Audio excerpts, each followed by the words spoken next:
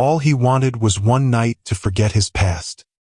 He never expected that single night to rewrite his future and curse his bloodline forever. The rain was falling too hard for this kind of night. It slapped against the black marble steps of the hotel like it was angry at the world, like it knew something irreversible was about to happen inside. Seo Kongjin stood beneath the overhang, suit jacket unbuttoned, cigarette burning between his fingers even though he never finished them. Neon lights from Gangnam bled across the wet street, reflecting red and blue across his sharp jawline and the faint scar near his ear. Men bowed as they passed him. Cars slowed. No one dared meet his eyes. Everyone in Seoul knew his name. The youngest chairman to ever control the Eastern Syndicate. A man who turned enemies into silence. A man who never loved, never lingered, never stayed. Tonight, though, his chest felt strange. Heavy. He exhaled smoke and glanced at his watch. Midnight. Chairman, his driver said quietly from behind. The meeting is ready. Kongjin nodded, then froze. Across the lobby entrance, through the glass doors streaked with rain, he saw her. She didn't belong here. Not in this world of tailored suits and whispered threats. She stood still, clutching a thin coat around herself like armor, dark skin glowing softly under the chandelier light. Her hair, long, straight, impossibly pale, fell over her shoulders like moonlight. Her eyes scanned the room with caution, with strength, with a kind of loneliness he recognized too well. She looked like someone who had already survived too much. Their eyes met.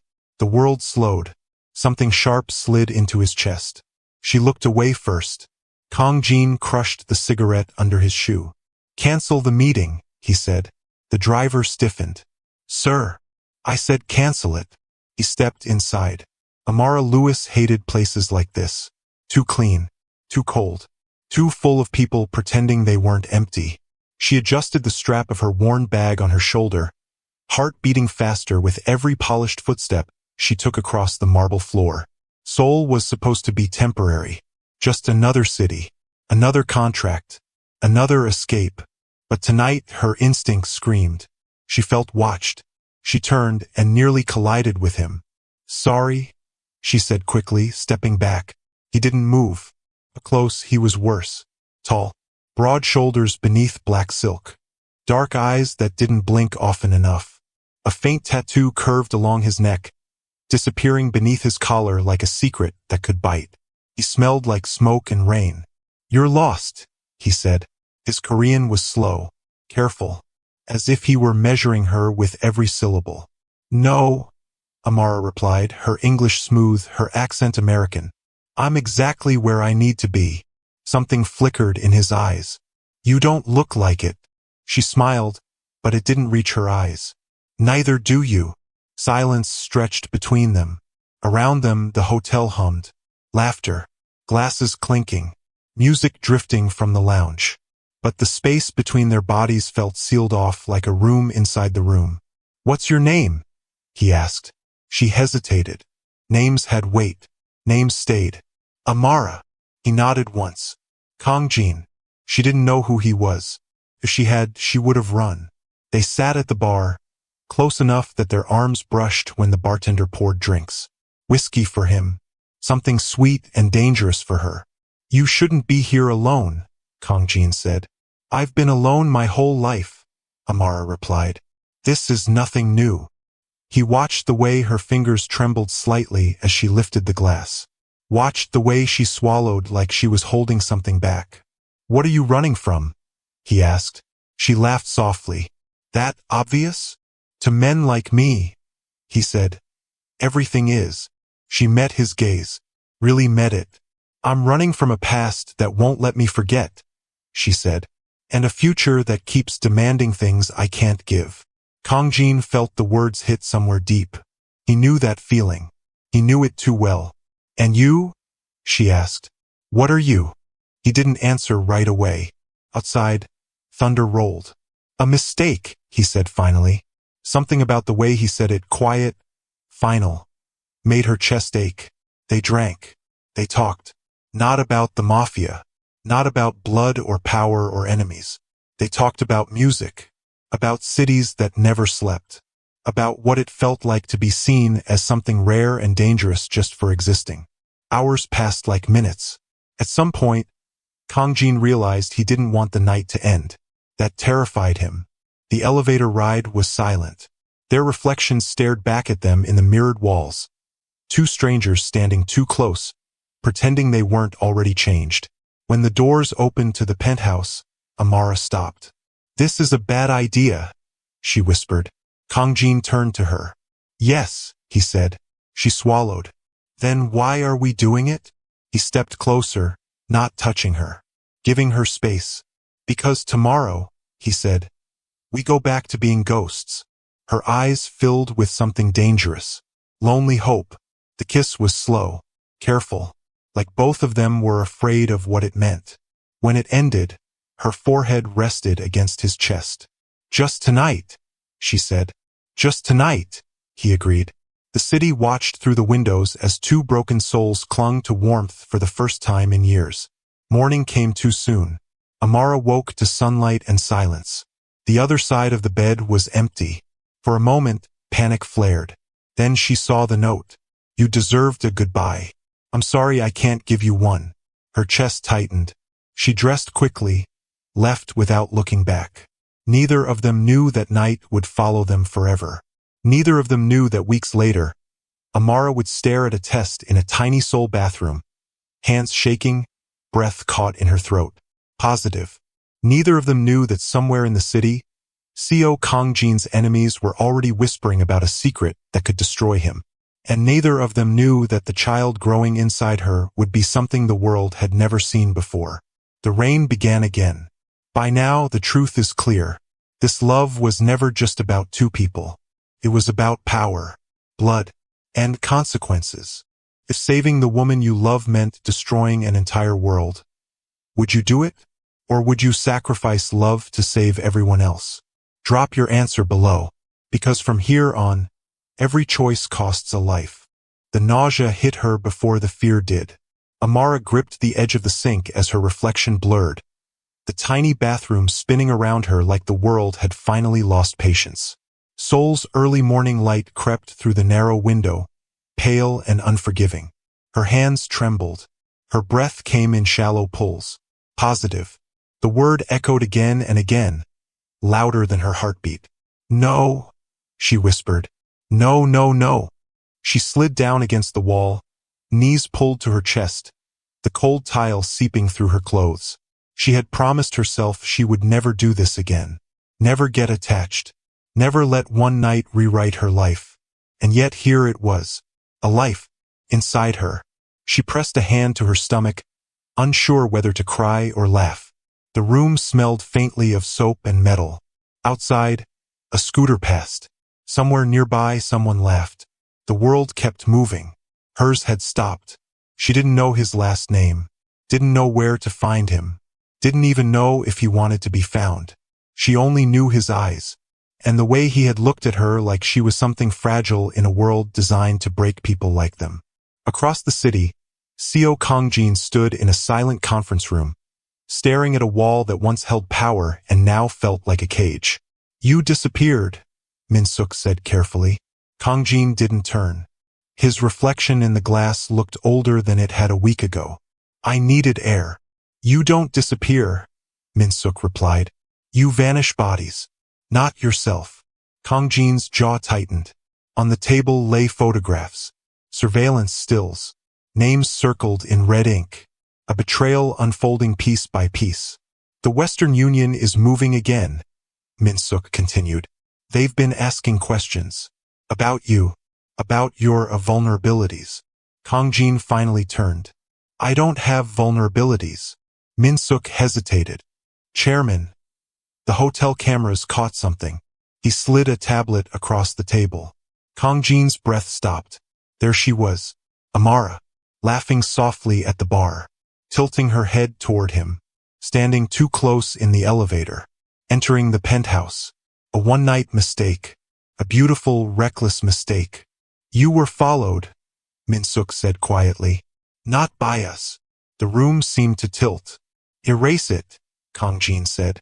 "It's already circulating." Kang Jin closed his eyes. For the first time in years, fear crept into his bones. Amara moved apartments 3 days later. She paid cash, asked no questions, packed light. She avoided mirrors, avoided bars, avoided thinking about the way her body already felt different. Heavier, slower, like something precious was taking root where loneliness once lived. She found work translating contracts for an export company, kept her head down, spoke little, ate crackers when the nausea came. At night, she dreamed of rain, and of a man who never said goodbye. One evening, as she stepped off the bus near her building, she felt it again. That feeling, being watched. She slowed her pace. Footsteps slowed too. Her heart pounded. She turned sharply and collided with a man in a gray coat. "Sorry," he said in accented English, smiling too easily. "Didn't mean to scare you." Her instinct screamed. She nodded stiffly and kept walking.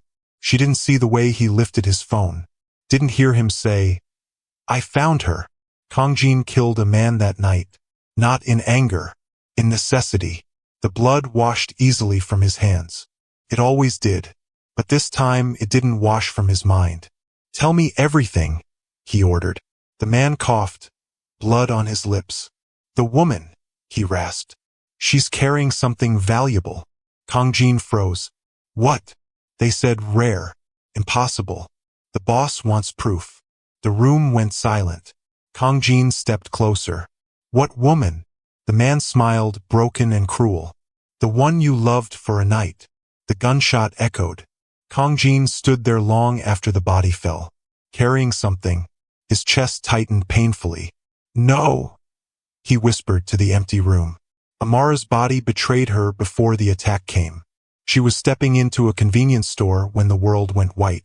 Pain exploded at the back of her head. She fell. Voices shouted. Feet ran. Someone screamed. When she woke, fluorescent lights burned her eyes. Her wrists were restrained. The air smelled of antiseptic and fear. "Don't move," a woman said in Korean. Amara swallowed. "Where am I?" "A private clinic," the woman replied, avoiding her eyes. Amara's heart slammed against her ribs. "Why am I tied down?" Silence. The door opened, and he walked in. Seo Kang Jin. Her breath caught so hard it hurt. "You," she whispered. He stopped short, shock flickering across his face before it hardened into something darker. "They hurt you," he said. Tears burned her eyes. "You left. I was protecting you. By disappearing?" He stepped closer, lowering his voice. "You're not safe." She laughed bitterly. "I figured that out when I woke up tied to a bed." He looked at her stomach. Everything slowed. "What aren't you telling me?" he asked. Amara's lips trembled. "I didn't plan this," she said. "I didn't even know if I should find you." He stared at her. Then she whispered it. "I'm pregnant." The room shattered. Kang Jin's breath left him in a sharp exhale. The walls seemed to close in. Pregnant. With his child. Impossible. Deadly. The rarest kind of weakness. He reached for her, then stopped himself, fists clenching at his sides. "They know," he said hoarsely. "Who?" she asked. "My enemies." Fear flooded her face. "What does that mean?" "It means," he said, voice breaking for the first time, "that our child has already been marked." Alarms suddenly blared down the hallway. Gunshots followed. Kang Jin turned sharply, pulling a weapon from beneath his jacket. "Stay down," he ordered. The door burst open, and everything went dark. Darkness didn't come gently. Crashed. Amara woke to the sound of sirens screaming somewhere far away, her head pounding like it had been split open. The smell of smoke and disinfectant mixed in the air, sharp and nauseating. Her wrists were free now. The restraints lay cut on the floor beside the bed. "Kang Jin?" she whispered. No answer. The lights flickered. Shadows crawled along the walls. Then she heard it. Footsteps. Heavy. Rushed. Too many. Her heart slammed against her ribs as she slid off the bed, pain blooming through her body. She pressed a hand to her stomach instinctively, shielding what mattered most. Her legs shook, but she forced herself forward, peeking into the hallway. The clinic was chaos. A nurse lay unconscious near the wall. Glass shattered everywhere. Smoke curled toward the ceiling. Men in black suits moved with practiced precision, weapons drawn, eyes cold. Not rescuers. Hunters. Amara backed away, panic tightening her throat. She turned and collided with a solid chest. Strong hands caught her before she fell. "Easy," a familiar voice murmured. Her breath broke. Kong Jin. He was bloodied. A cut ran along his temple. His jacket was gone. Shirt darkened with something she refused to identify. But his eyes, those dark, unreadable eyes, were locked on her like she was the only thing left in the world. "We're leaving," he said. "Now?" "Yes." Gunfire echoed closer. He grabbed her hand and pulled her into a side stairwell just as bullets tore into the wall where they'd been standing seconds earlier. He didn't hesitate, didn't look back. They ran. Down flights of concrete steps. Through smoke and alarms and fear so thick Amara tasted metal on her tongue. Every step sent pain shooting through her body. But she didn't slow. Not when lives were chasing her. Not when the life inside her depended on it. They burst through a service exit into the rain-soaked alley behind the clinic. A car screeched to a halt beside them. "Get in!" Min-suk shouted from the driver's seat. Kong Jin pushed Amara inside, shielding her with his body as the car sped off, tires screaming against wet pavement. Only when the city lights blurred into streaks did Amara realize she was crying. Silent, uncontrollable. Kong Jin's hand hovered near her shoulder, uncertain. "You're shaking," he said. "So are you," she replied. He didn't deny it. They hid in a safe house north of the river, far from Gangnam's glass towers and neon lights. The apartment was bare. Concrete walls. Minimal furniture. No windows facing the street. A place designed not for living but for surviving. Amara sat on the edge of the bed while Min-suk tended to Kong Jin's injuries. "You were followed," Min-suk said. "They found the clinic through leaked hospital records." Kong Jin's jaw tightened. "I want names." "You'll have them." Min-suk glanced at Amara, then away. "They're moving faster than expected." "Because of the baby," Amara said softly. Both men went still. Kong Jin dismissed Min-suk with a look. The door closed, leaving the two of them alone in the quiet hum of the apartment. Rain tapped against the window like a warning. "You should have stayed hidden," Kong Jin said, voice low. "I tried," she snapped, then stopped herself. Her eyes burned. "I didn't know this would happen." "I did," he replied. "The moment I saw you again." She stood abruptly. "Then why didn't you tell me who you were?" "Because you wouldn't be standing here if I had." Silence stretched. She wrapped her arms around herself. "You don't get to decide what risks I take. I do when your life is tied to mine." "And what about what I want?" she demanded. "What about the child you helped create?" His breath caught. "That child," he said carefully, "is the most dangerous thing in my world." Her voice dropped. "Then why does it feel like the only thing that's ever mattered to me?" Something cracked in him then. He stepped closer. Too close. "I never wanted this," he admitted. "I never wanted anyone to depend on me. And yet," she whispered, "here we are." He looked at her stomach again. Longer this time. "My enemies believe your child is rare," he said. "They think the genetics alone make it valuable." "Valuable how?" she asked, dread creeping into her bones. "Leverage," he said. "Legacy. Power." She laughed bitterly. "So I'm not a person to them." "No," he said firmly. "You're not." She searched his face. "And to you." His voice was barely audible. "You're a mistake I can't undo." Her heart sank. Then he added, "And the only truth I've ever known." That night, Amara couldn't sleep. She lay awake listening to Kong Jin pacing the apartment, footsteps heavy with guilt and calculation. Every time she closed her eyes, she saw guns, blood, hands reaching for her stomach. She rose quietly and walked to the kitchen. Kong Jin was there, staring at nothing, a glass of untouched water in his hand. You should rest, he said without turning. So should you. She stood beside him. The silence between them was thick but no longer sharp. I don't regret that night, she said suddenly. He turned. I do, he replied. Her chest tightened. Because of me? Because you deserved better. She laughed softly. You think I don't know what kind of world I stepped into? He didn't answer. I grew up learning how to disappear, she continued. How to survive men who see women like me as disposable. I didn't come here innocent. She looked up at him. But I didn't come here expecting to matter. His throat worked. You do, he said. The words lingered. Then his phone vibrated. Once, twice. He checked the screen and went still. What is it? Amara asked. The Western Union, he said. They've made their move. Her blood ran cold. Against who? Against us. The lights suddenly went out. The apartment plunged into darkness. And from somewhere below, the sound of a door being forced open echoed up the stairwell. Kongjin reached for his weapon. Stay behind me, he said. Amara's hand flew to her stomach as footsteps stormed closer. And for the first time, she wondered if loving him would cost her everything. The first shot shattered the silence.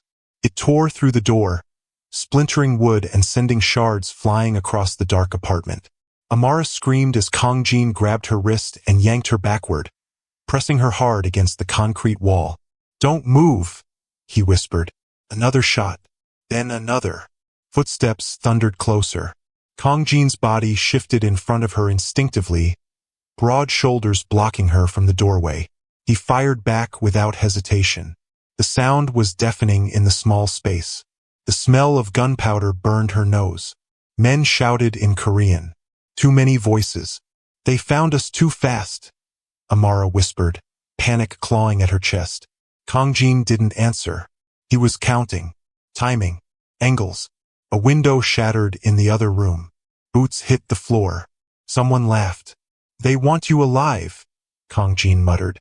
That's the only reason we're still breathing. That's not comforting, she said through trembling lips. He glanced back at her once.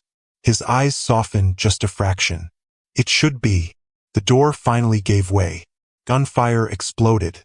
Kongjin moved like a shadow, firing, reloading, dragging Amara down the narrow hallway as bullets tore into the walls behind them. The apartment filled with smoke and chaos.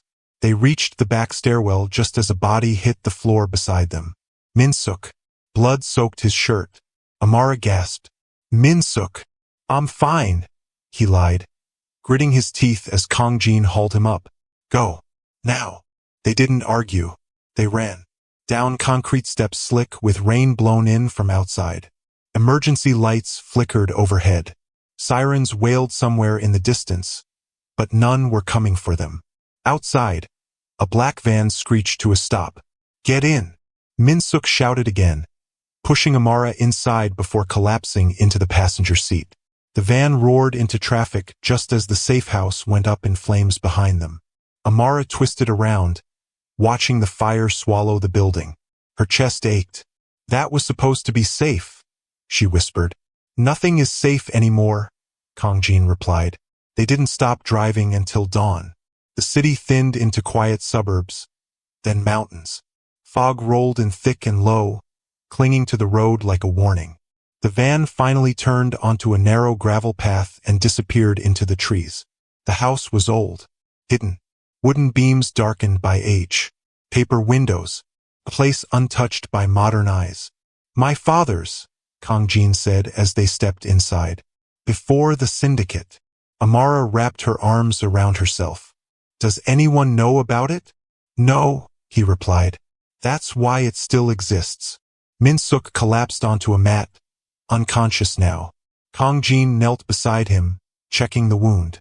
He'll live, Kongjin said quietly. Barely.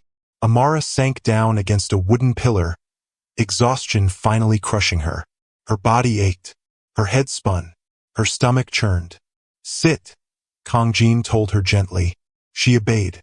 For a long moment, neither of them spoke. The house creaked softly, wind brushing against the walls.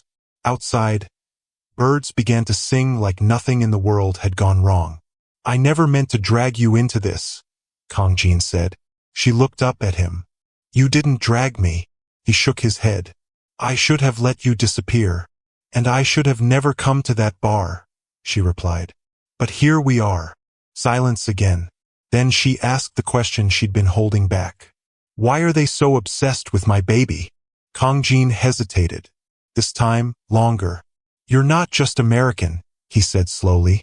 Your genetic markers. They're rare. Her brow furrowed. I don't understand. The Western Union has been funding illegal research for years, he continued. Selective breeding. Designer bloodlines. They believe certain genetic combinations produce superior heirs. Her stomach dropped. You're saying they want my child because of genetics? And because of me, he said. A child with my blood is already powerful. With yours, they think it's unprecedented. Amara felt sick. I'm not an experiment, she said hoarsely. And my baby isn't a product. I know, Kang Jin said. That's why they'll never stop hunting you. Tears spilled down her cheeks. Then what do we do?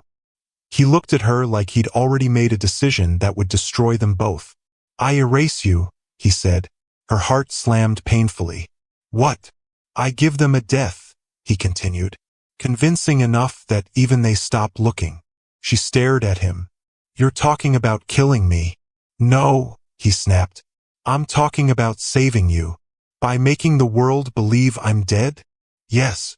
Her hands trembled as she pressed them to her stomach. And the baby? You disappear together, he said. New identity. New country. And you? She asked quietly. His jaw tightened. I stay, he said. I end this. She stood abruptly. No. This isn't a negotiation. You don't get to decide that, she cried. You don't get to play hero while I carry this alone. He stepped closer, voice rising. You think I want this? You think walking away from my child won't kill me? The words hung between them. Child. He had never said it before. Her voice softened. Then don't. He reached for her, then stopped himself again, fists clenched. If you stay, he said, you will die. She met his eyes, fearless and broken all at once. And if I leave, she whispered, so will you. A crash echoed from the back of the house. Both of them froze. Footsteps. Too close. Too quiet. Kang Jin turned slowly, weapon raised.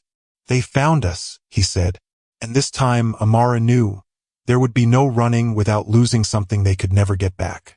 The footsteps stopped just outside the paper doors. So close Amara could hear breathing. Her heart pounded so loudly she was sure it would give them away. She stood frozen, one hand pressed protectively over her stomach, the other gripping the wooden pillar beside her like it was the only thing keeping her upright. Kang Jin lifted a finger to his lips. Silence. Then the door slid open. Gunfire exploded. The paper walls tore apart like they were made of nothing. Kang Jin moved instantly, firing twice, pulling Amara down with him as splinters rained over their heads. A body hit the floor with a dull thud. More men poured in from the side entrance. Too many. Min Suk groaned from the back room, trying to rise. No, Kang Jin muttered. Stay down. He fired again. Another man fell. Then another. But the gun clicked. Empty. Amara's breath caught. Kang Jin cursed under his breath, grabbed a fallen weapon, and shoved Amara behind him as they retreated deeper into the house. Why won't they stop? She cried. Because they're afraid, he answered. And afraid men don't retreat. The house filled with smoke and shouting. Ancient wood cracked under modern violence. The past and present collided in gunfire and blood. Then it happened. A sharp pain tore through Amara's body. She gasped, doubling over. Kang Jin spun around. Amara! Her knees buckled. Something's wrong. Blood. Too much. Fear slammed into Kang Jin's chest harder than any bullet ever had. No, he whispered, catching her before she hit the floor. No, stay with me. The shooting continued around them, distant now, muffled like the world was slipping underwater. I'm scared, she whispered, tears spilling freely. I can't feel. Look at me, he said, voice breaking. You hear me? Look at me. She lifted her eyes. Those eyes that had undone him in a hotel lobby. Those eyes that trusted him. "I didn't plan to love you," she whispered. "It just happened." His throat closed. "Don't say that like a goodbye," he begged. Footsteps rushed closer again. Kang Jin made a decision in that instant. One he would regret forever. He pressed his forehead to hers. "I need you to listen," he said urgently. "There's a tunnel behind the storage room. It leads to the forest. You take it." She shook her head weakly. "I can't run." "You can," he said fiercely. "For the baby." Her hand tightened weakly around his sleeve. "What about you?" A sad smile touched his lips. "I stay," he said. "I end this here." Her eyes filled with terror. "You'll die." "I was already dead," he whispered. "Before you." He kissed her. Not gentle. Desperate. Final. Then he lifted her carefully, carried her to the hidden door, and placed her inside the narrow passage where moonlight barely reached. "I will find you," he lied softly. "No matter what." She knew it was a lie. "I love you," she whispered. His jaw clenched. The words hit him harder than any bullet. The door closed. The world tore itself apart. Kang Jin walked back into the gunfire like a man already mourning. He didn't hide, didn't retreat. He became violence. The forest echoed with shots and screams until dawn broke red through the trees. By the time it was over, the house burned. Bodies littered the ground. And Kang Jin stood alone, blood-soaked and breathing hard, staring at the ashes of the only place that ever felt like home. His phone vibrated. A message. Target escaped. Woman presumed dead. Heavy blood loss confirmed. He dropped to his knees. The sky blurred. "No," he whispered. Amara woke to cold air and darkness. Leaves beneath her body. Pain everywhere. Her hands shook as she checked herself. Blood. Too much blood. She sobbed silently, biting her lip to keep from screaming. "I'm sorry," she whispered to the night. "I'm so sorry." By morning, she was found by an old woman collecting herbs near the forest edge. The woman gasped at the sight of her. "Jesus!" Amara clung to consciousness with everything she had. "My baby," she whispered. "Please." The woman nodded frantically. "I'll help you." 3 days later, Kang Jin stood before the Western Union's council. His eyes were hollow, cold. "You wanted proof," he said calmly, sliding a folder across the table. "She's dead. Photos, hospital reports, blood analysis, manufactured lies wrapped in truth." The council studied them carefully. Finally, one man nodded. "A shame," he said, "but acceptable." Kang Jin bowed, and walked out a man who had just buried the future with his own hands. That night, alone in his penthouse, he poured a drink he never touched. Outside, rain fell softly, and somewhere far away, in a quiet rural clinic, Amara lay unconscious as doctors whispered in awe. "The child survived," one said softly. "But the mother," another hesitated. "She may never be the same." And fate, cruel and patient, smiled quietly in the dark. Amara woke to the sound of her own heartbeat. Slow, heavy, like it didn't quite belong to her anymore. The ceiling above her was unfamiliar, white, cracked at the corners, a single flickering light humming softly. The smell of antiseptic mixed with herbs filled the air. Her body felt distant, like she was floating just above herself. She tried to move. Pain answered. A sharp, unforgiving pain that pulled a cry from her throat. "Easy," a voice said gently. An older woman appeared beside the bed, the same woman from the forest. Her face was lined, kind, strong in a way that spoke of surviving many storms. "You lost a lot of blood," the woman continued. "You were unconscious for 2 days." Amara swallowed hard. My baby?" The woman's eyes softened. "Alive," Amara sobbed. The sound tore out of her like something breaking open at last. She pressed a trembling hand to her stomach. It was flat now. Too flat. "What?" Panic surged. "Why does it feel?" "You had an emergency procedure," the woman said carefully. "They had to remove the baby early. It was the only way to save you both." Amara's breath stuttered. "Where is my baby?" The woman hesitated, then nodded toward the door. "In the neonatal room. The doctors. They've never seen anything like it." That fear returned instantly. "What do you mean?" The woman didn't answer. She only helped Amara sit up, guiding her slowly into a wheelchair. Every movement burned. But Amara didn't care. She needed to see her child. The clinic was small, rural, hidden between mountains and fog. Nurses whispered as they passed, their eyes following Amara with a mixture of curiosity and awe. They stopped in front of a glass window. Inside, surrounded by soft light and quiet machines, lay her baby, so small, wrapped in white. Amara's heart stopped. The baby's hair was split clean down the middle, one side dark as night, the other pale as snow. Tiny fingers curled and uncurled slowly. And when the baby opened their eyes, blue, impossible blue, not newborn gray, blue. The doctor beside her whispered, the genetic expression is unprecedented. Amara didn't hear him. She was crying too hard. My baby, she whispered, alive, against all odds. In Seoul, Seo Kongjin stopped sleeping. Weeks passed, but his world stayed frozen on the night he believed Amara died. He moved like a ghost through meetings, executed traitors without hesitation, crushed the Western Union's operations one by one, dismantling them from the inside with surgical precision. But nothing touched the emptiness. At night, he stood by the floor-to-ceiling windows of his penthouse, watching the city lights blur through rain. He dreamed of her eyes. He dreamed of blood. He dreamed of a child crying somewhere he could never reach. Min-suk watched him carefully. You won, Min-suk said one night. They're finished.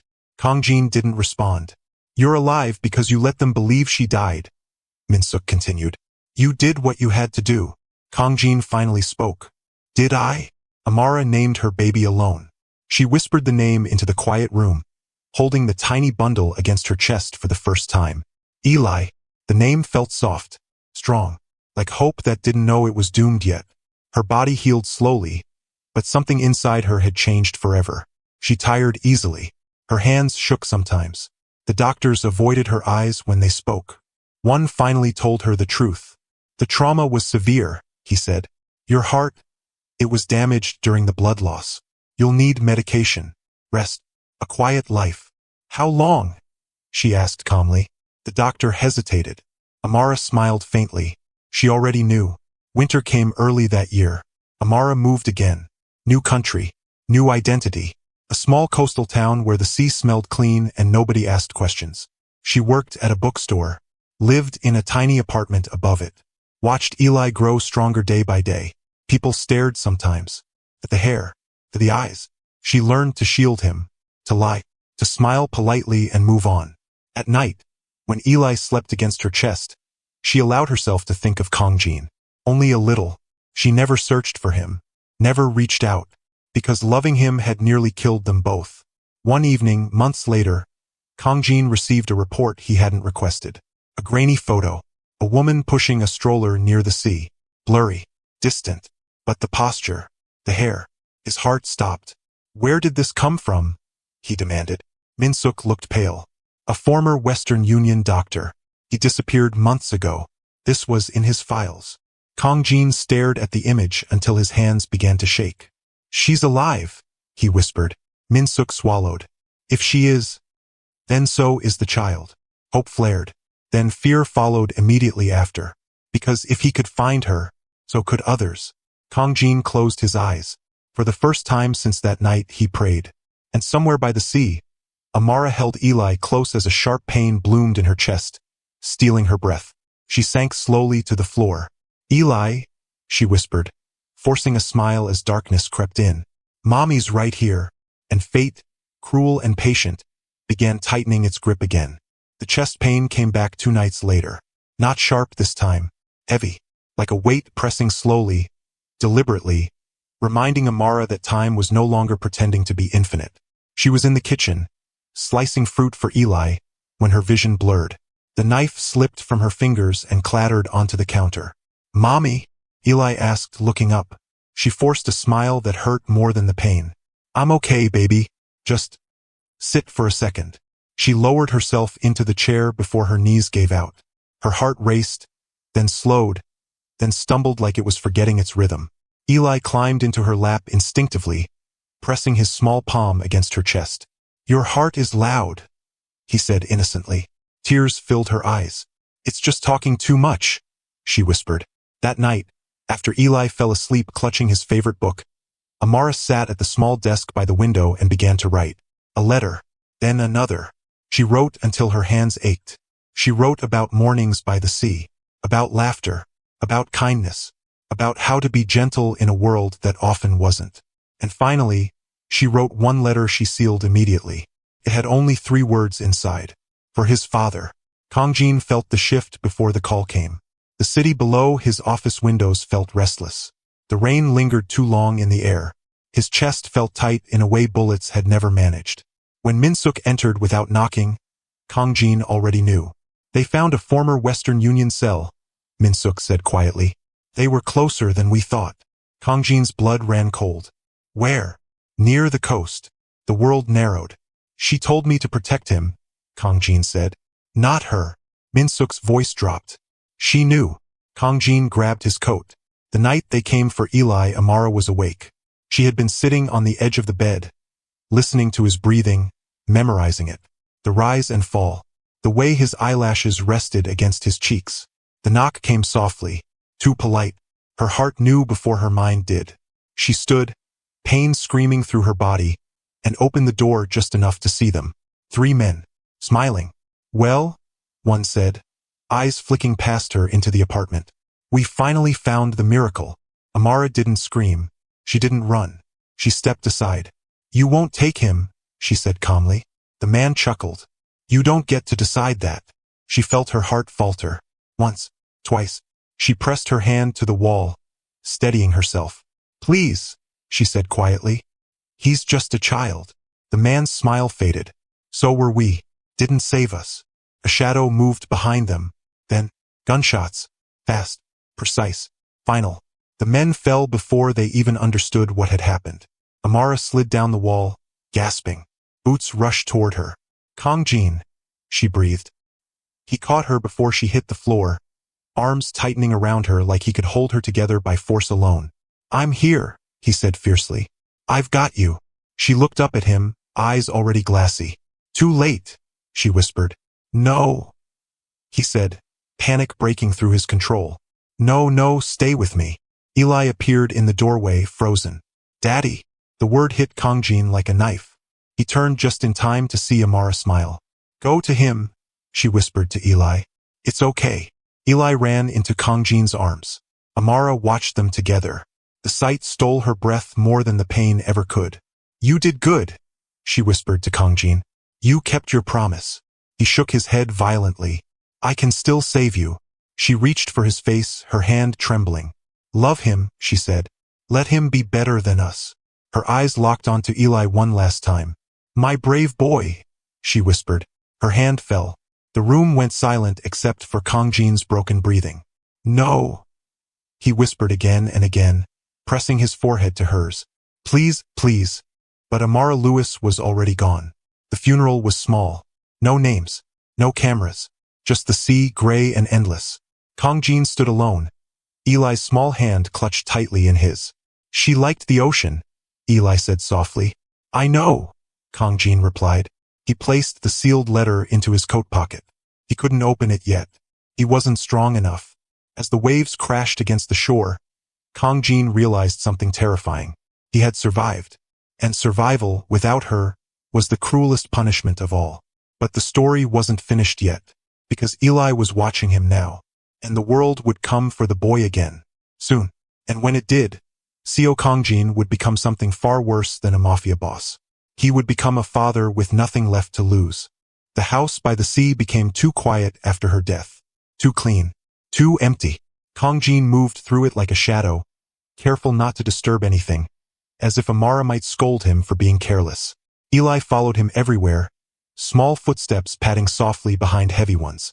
He didn't cry much. That scared Kang Jin more than screaming would have. At night, Eli slept curled against Kang Jin's side, one hand gripping his shirt like an anchor.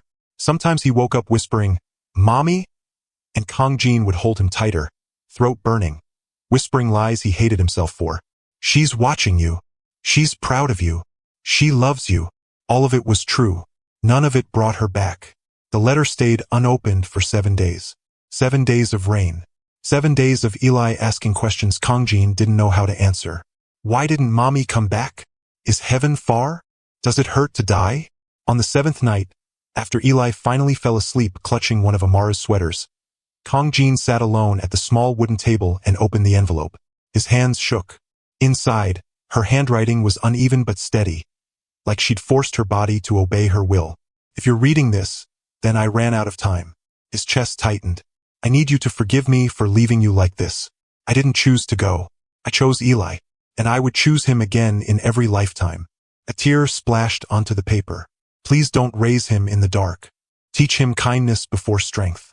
Teach him love before power.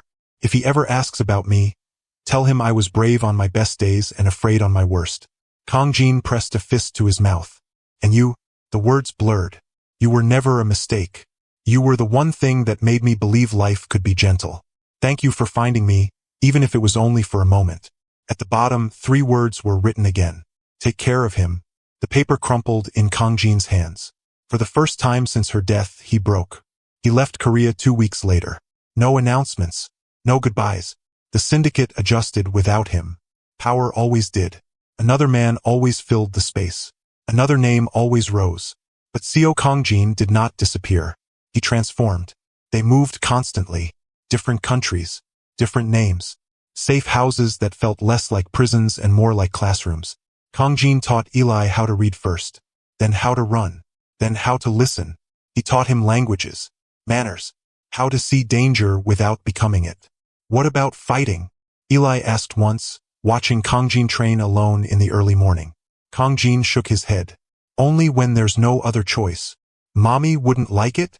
No, Kong Jin said softly. She wouldn't. Years passed. Eli grew tall for his age. Quiet. Observant.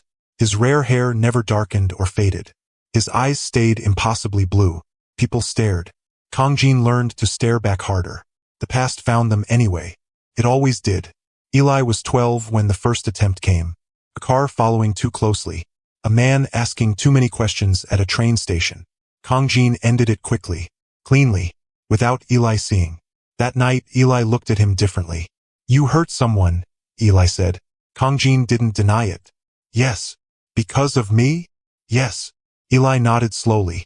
Then teach me how to survive. Kong Jin felt the weight of Amara's words crush his chest. Love him. Let him be better than us. I will, Kong Jin said. But not the way you think. On Eli's 15th birthday, they returned to the sea. The same coast. The same wind. Kong Jin stood beside him as waves crashed endlessly against the shore. This is where your mother rests, he said. Eli didn't speak for a long time. Then he asked, was she scared? Kong Jin swallowed. Yes. Did she regret loving you? No, he said immediately. Never.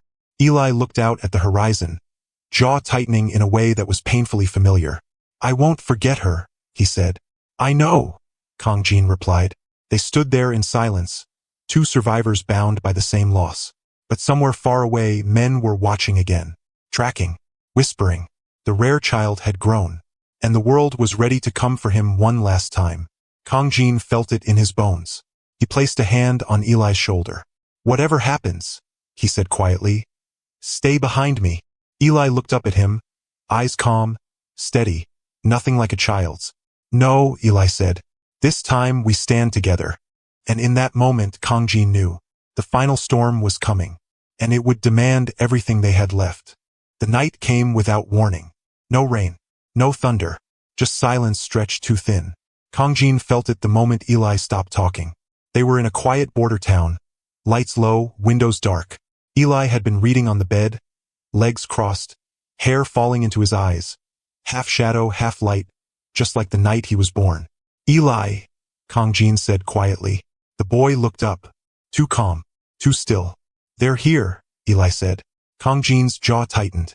He reached for his weapon, not in panic but in acceptance. I told you to stay behind me. Eli stood. No, he replied gently. You told me to live. A soft knock came at the door. Polite, exactly like before. Kong Jin moved first. Fast, silent. He opened the door and fired. The hallway erupted. Gunfire tore through walls. Glass shattered. Shadows moved where men shouldn't exist. Kong Jin fought like a man with nothing left to lose, because he didn't.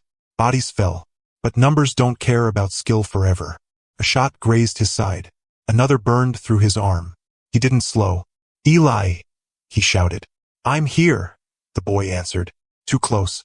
Too exposed. A man burst through the back door, weapon raised. Kongjin turned. Too late. Eli moved. Not reckless. Not wild. Precise. He shoved Kongjin aside. The bullet found Eli instead. Time stopped. No, Kongjin breathed. Eli fell into his arms, the world narrowing to blood and breath and the unbearable weight of a small body going still. Kongjin dropped to his knees, pressing his hands over the wound like he could seal fate with force. No, no, stay with me, he begged. You hear me? Stay with me. Eli coughed softly. Blood stained Kongjin's hands.